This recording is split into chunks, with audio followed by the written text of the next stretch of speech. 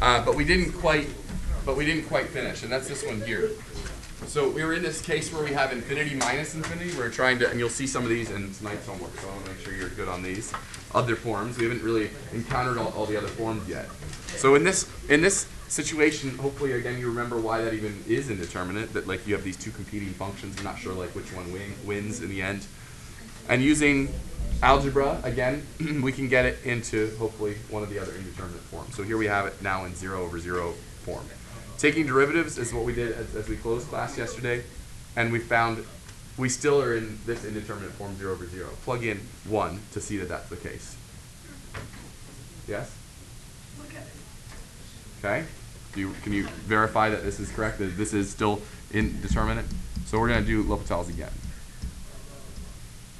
which is not as bad as maybe it sounds. Let's do this. So up on top we get 1 over x squared. It would be negative, but there's already a negative there. So on the bottom, maybe we should have simplified this first. This was x minus 1 over x here. So that'll be 1 minus, or 1 plus 1 over x squared. Plus 1 over x is the derivative of ln x. Check me on that, please, on all those.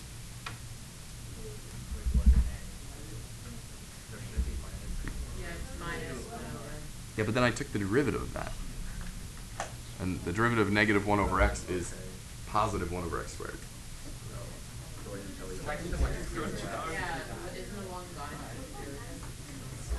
Oh, this is a 1. You're right. So 0. Okay. That I accept. All right, how are we doing now? I think we're ready to do it. It looks messy. It looks messy, but I think we can do it now. Can you plug in 1? What do you get? Yeah, 1 on top and 1 plus 1 on the bottom. I think we're done. Yeah.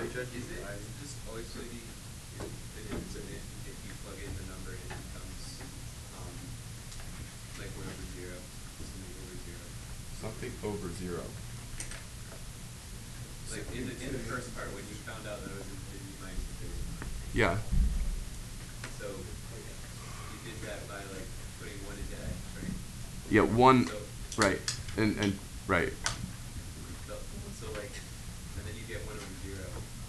So is that always going to be approaching infinity? Well, yeah, we should be careful on this. There is maybe a little more analysis to do here. I guess let's say that this was from the right instead, for now. Maybe that makes it a little less ambiguous in your mind. If this is from the right, let's pretend the problem was that. Then this is definitely, what do we get for ln of 1? Well, it's not ln 1 now, it's ln of 1.0001. So if you know the graph of ln x, or if you know anything about it, you get something that's very, very small, close to 0, and positive, right? So this is positive infinity now. This is, if we're coming from the right of 1, then this is positive infinity too. So we get infinity minus infinity. But you might be saying, wait, you just came back at the end of this problem and said that. It was overall limit, wasn't it? Well, let's do the same analysis with the minus now, if it was from the left. And we did skate over this detail, so I apologize. But then what do we have here?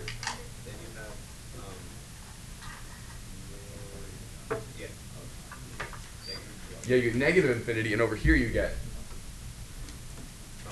yeah, it'll be plus infinity. So you'll get negative infinity plus infinity, which is still the same indeterminate form, so we're okay. But that is like a nuanced conversation that we just like didn't have yesterday about why that's indeterminate. You're right. Is it okay? So it doesn't actually. So in the end, it is okay that we didn't have left or right there. Either one of them is indeterminate in the exact same form. Okay. Any other thoughts about this though? This process. Hopefully you're getting good at doing this, taking derivatives, working with these crazy expressions, possibly using it twice. Okay, the one sticky situation that we need to spend the rest of the class period on is thinking about this situation where we have one of the other indeterminate forms. And all the other indeterminate forms that we had up there are of the form something to the something. So in all of these, the only technique we have, and you probably might see this coming because of how we've handled that situation before, when we're doing, in particular, logarithmic differentiation. You remember that? we're gonna do the same kind of trick on this. So this limit we're gonna evaluate right now is of that form. Let's just verify that this is indeterminate. Which indeterminate form does this have? And then we'll come back to this and see why this makes sense to do. As x goes toward infinity, what's the base in parentheses approaching? Can everyone come to agreement that that's 1? Yeah.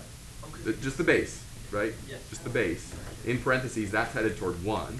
And what about the exponent? Well, of course, that's headed toward infinity. So this has, now, the only other thing you need to kind of think about is, maybe you don't remember that that's an indeterminate form, but can you convince yourself that that's an indeterminate form? You're not sure. Like, if the only thing you told me was like, hey, the base is headed toward 1, then I might say, oh, well, then I don't know what the exponent is, but then we're headed toward 1. But then wait, if the exponent is x, and you don't tell me anything about the base, I'm probably going to say, oh, well, this thing is growing without bound, right? This thing's going toward infinity. So we have two competing claims on what this is going to do out at infinity, right? This one wants to drag this toward 1.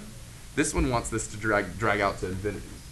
Which one wins? And of course, in this interesting example, neither one will win. We'll get some interesting number, maybe, right? Or so it'll tie somewhere. So here's the trick. This is not an indeterminate form that we know how to handle. We'd like to get it in that form 0 over 0 or something. So how do we get that to happen? Well, the trick lies in thinking not about this function, but instead of thinking of the function, the natural log of this. So let's do that instead. The limit as x goes to infinity of the natural log of this function. And in the end, we're going to have to kind of correct that mistake, because that's not quite correct. That isn't the function we were interested in. We were not interested in the natural log of this function. We were interested in the function we started with. That's, of course, what we're going to want to have in the end. But go with me here. Let's see if we can evaluate this limit, and then in the end, we'll kind of come back and correct our answer, because it won't be quite right. Well, you've done some work with logarithms a couple times before already, so I think you see why we did this, and you see what's about to come. What are we going to do? What's the move we're going to make? The exponent thing, yeah, we're going to do one of those.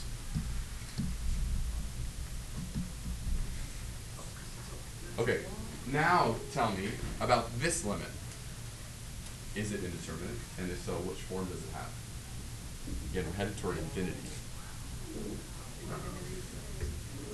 It's infinity out front here. What is it? Is this? 0.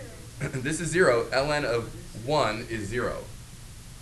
So this does have, takes a little bit of work to see that, but this now has the form infinity times 0, which is indeterminate. Well, that's progress. That's a form we've worked with before, and that we know we can immediately get into the form we want. See, we've done this before. What are we going to do? Yes, Caduce is saying this. Do this. Yes, we're going to do this. Correct.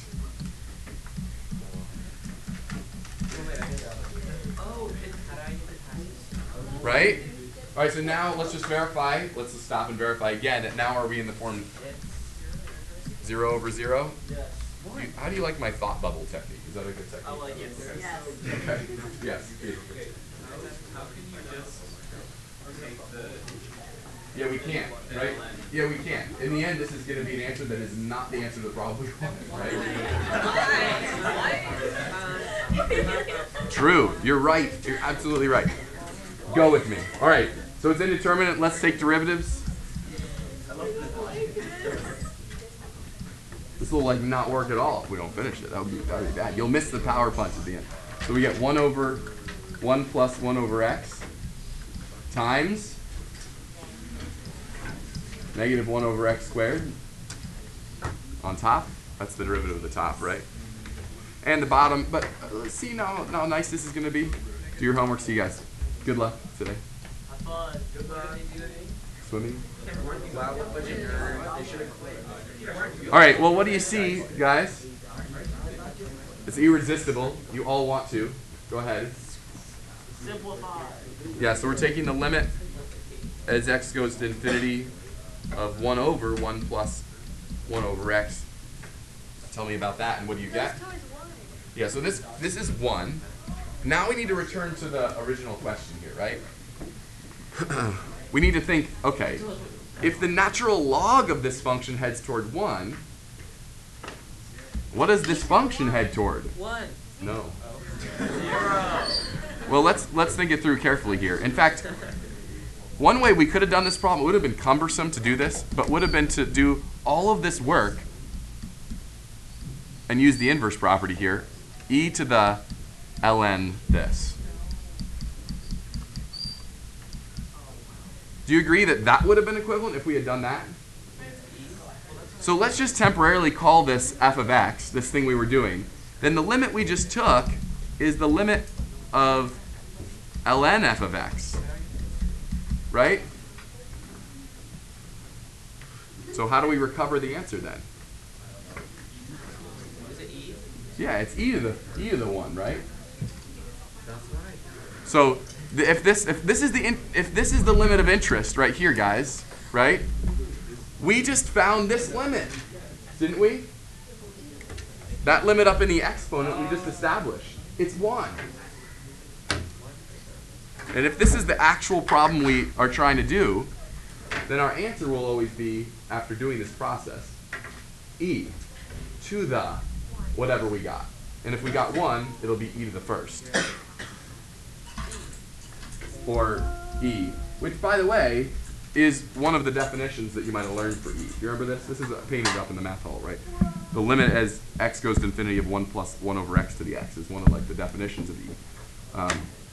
Have you seen that before? But you wouldn't have been able to prove that until just now. So we've now finally, I think someone has you've maybe observed that before, but you've never been able to prove it until these tools. So this is the one last little technique that you need to be able to do to get these into the right form.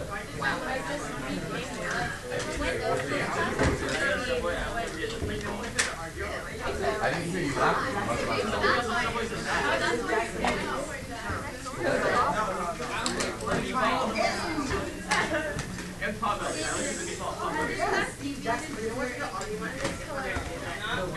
Not extra. When in doubt, if you did,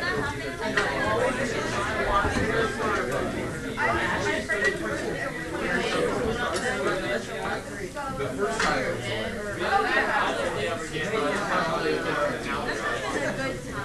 any indeterminate form that's of an exponential form, right? So if your indeterminate form is any of these, just take the logarithm, base e, work it through, and then you e to the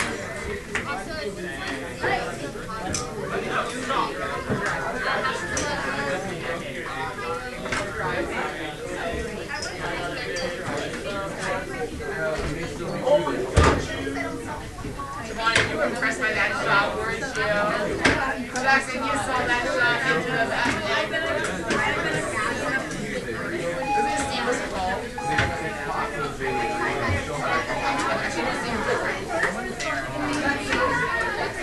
You hold it!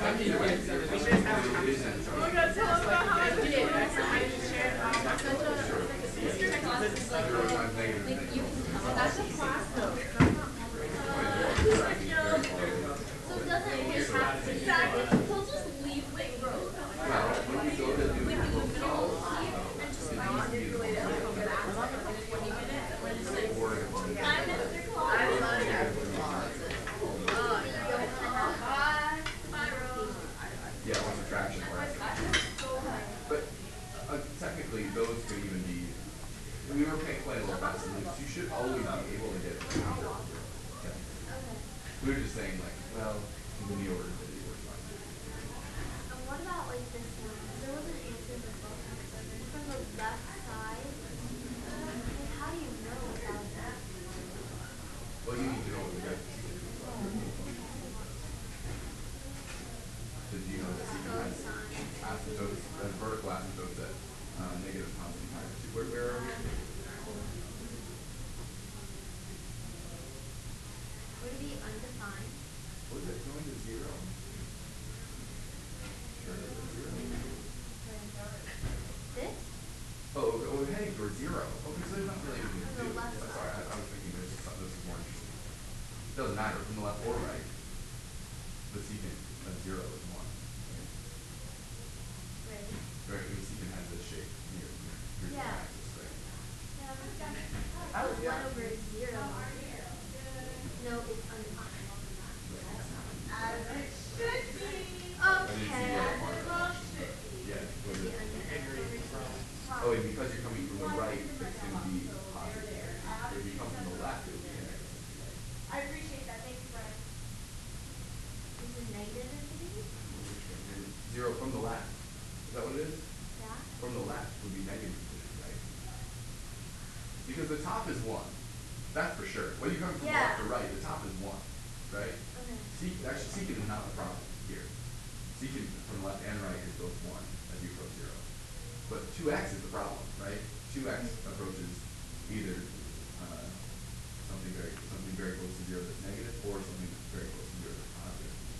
And that decides whether it's just like 1 over x, which I already talked before. But you know what I mean? It's like same as that. It's like what is 1 over x?